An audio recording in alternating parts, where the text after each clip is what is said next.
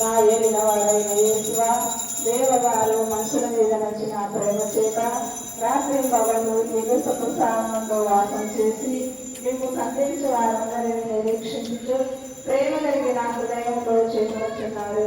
మీరు నిజముగాని ఈ తీరము మీద జగత ప్రసాదమందు ఏం చేసి ఉన్నారని విశ్వసించుతున్నాము.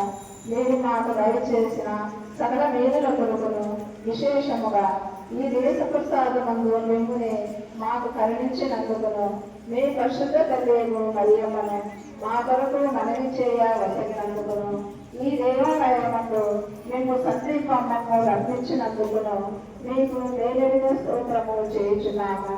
మేము ఈ దినము ప్రేమ నిండిన హృదయంతో మేము స్తుతించుచున్నాము. 3 కారణములను బట్టి ఈ స్థుతిని మీకు చెల్లింప తలంచుచున్నాము. మొదటిది, ఈ గొప్ప మేలులకును మేలెరిగిన స్తోత్రముగాను.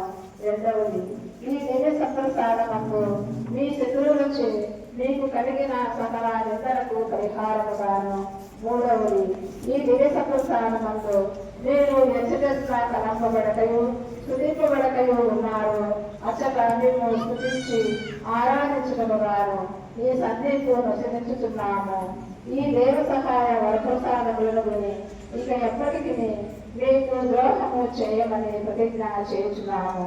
మేము నిర్భాగ్యులమై ఉన్నాము, కానీ ఇప్పుడు మమ్మ బుద్ధిగా మీకు అప్పగించుతున్నాము.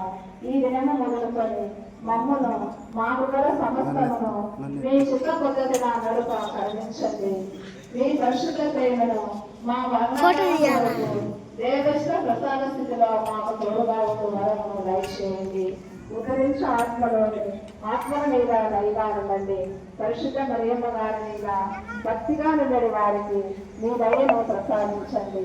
నిర్భాగ్య పాపులకు స్తోత్రములు నమస్కారములు కలుగునుగాక. పిత పుత్ర పవిత్రాత్మకు మహిమ కలుగునుగాక.